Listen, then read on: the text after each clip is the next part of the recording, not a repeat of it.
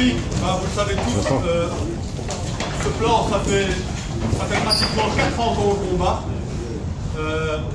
On le combat lorsqu'on a eu l'occasion, aux rares occasions qu'on a eu de rencontrer le ministre en tête-à-tête et de lui parler et de débattre avec lui. La politique du ministre, vous la connaissez tous, hein, c'est moi j'ai raison et ça va être comme ça, et vous signez. On en a toujours résisté à cela. Son plan, il voulait le passer fin 2014, et puis il voulait le passer début 2015, et puis c'était avant les vacances 2015, et puis c'était début 2016. Aujourd'hui on est 2018. Son plan, il l'a pas eu. Il l'a pas eu. Pourquoi? Parce que vous mobilisez. Et pour ça, il faut vraiment, les gars, que vous vous applaudissiez tous, parce que franchement, bravo.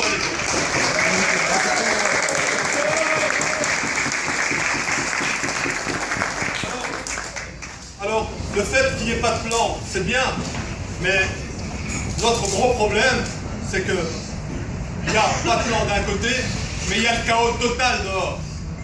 Il y a le laisser-faire. Et ça, c'est la volonté du ministre.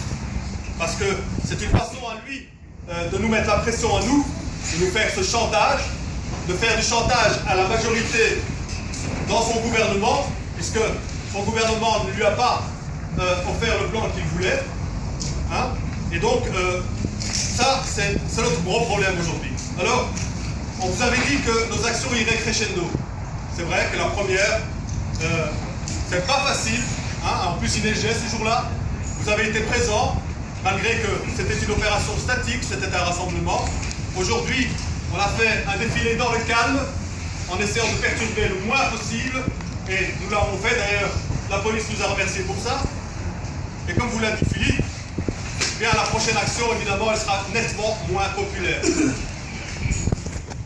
Parce que, je vais être tout à fait honnête avec vous, aujourd'hui, ce qu'on voit se profiler, c'est qu'il y a tellement de désaccords sur ce que doit être l'avenir du transport rémunéré à Bruxelles au sein même de la majorité gouvernementale des 6 partis, qu'on risque fort de se diriger vers une solution qui va finalement aller se retrouver au Parlement avec le plan SMET contre un plan alternatif. Un plan alternatif auquel nous avons, le Front commun, tous collaboré et nous avons proposé. Notre devoir maintenant à tous, c'est évidemment de maintenir la pression et ça, on va très prochainement se réunir au sein du Front commun pour élaborer la prochaine action. Il faudra évidemment que vous restiez mobilisés et comme l'a dit Philippe, chacun, c'est le devoir de chacun de mobiliser ses collègues qui ne comprennent pas suffisamment l'importance qu'ils ont à mener ce combat. Mais il y a aussi tout ce que nous faisons et que vous ne voyez pas et pour lesquels c'est vrai, et vous avez raison, parce que moi personnellement, de temps en temps on me fait le reproche qu'on n'est pas suffisamment informé. Il faut savoir qu'on ne peut pas tout dire sur les réseaux sociaux, ne pas tout divulguer, toutes les actions qu'on fait. Maintenant, vous savez que le ministre est allé à la télévision pour dire « Ah bah écoutez, Uber, c'est pas tout à fait illégal, parce qu'il y a eu un arrêté de la Cour constitutionnelle en 2010, etc. etc. » Vous devez savoir que cet arrêté, effectivement, il a donné tort à la région et raison à la limousine qui s'était défendue à l'époque. Mais c'était sur un sujet bien précis. Or, la réglementation du taxi, elle est vaste. Et récemment, nous avons relevé un point qui est pour nous très important. Et d'ailleurs, nous avons pris avec le président Khalid un rendez-vous avec un cabinet d'avocats la semaine prochaine. M. Marc Denis, président du GTL, donc on s'était déjà entretenu sur la question, a déjà aussi consulté de son côté. Eh bien, il s'agit d'un dispositif, c'est un petit peu technique, mais je vais vous en parler quand même. Il y a, parmi les multiples articles de l'ordonnance sur le transport rémunéré de personnes, il y a un article 17 au point 9. Eh bien, cet article dit que les voitures de location avec chauffeur ne peuvent avoir aucun signe distinctif, c'est-à-dire pas de Spoutnik, pas de bande, pas de signes distinctifs, ça doit être des voitures complètement banalisées. La seule chose qui les distingue aujourd'hui, c'est leur plaque minéralogique. Mais cet article dit aussi qu'il ne peut pas y avoir à bord de ces véhicules de dispositif embarqué qui sert de radiocommunication. Et cet article ajoute au sens de la loi un tel, je ne vais pas vous la réciter entièrement. Il se trouve que cette loi a été abrogée pour se conformer à une directive européenne. Et cette directive européenne est encore plus précise que la loi belge. Parce que cette directive européenne, lorsqu'elle parle de dispositifs de radiocommunication, elle y inclut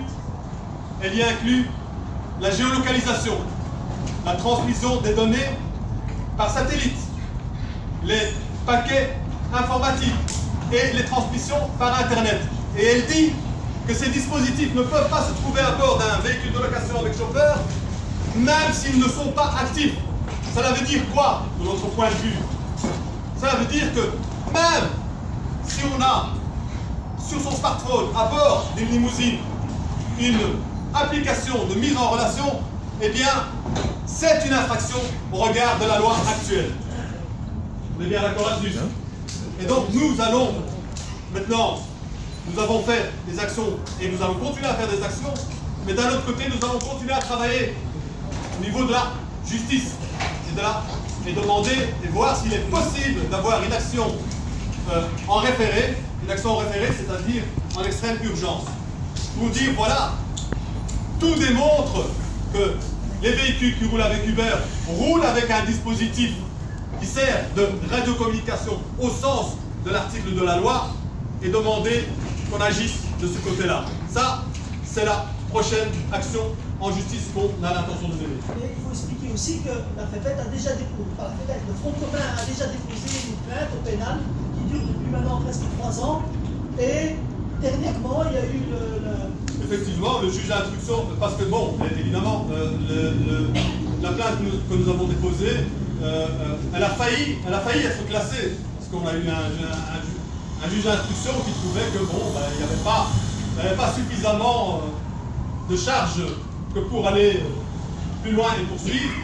Et les avocats du Front commun se sont montrés suffisamment persuasifs, ont démontré et livré suffisamment d'arguments pour que finalement ce juge se ravise et trouve que tout compte fait, il y a suffisamment de charges pour poursuivre et donc il y aura une suite tribunal correctionnel de cela.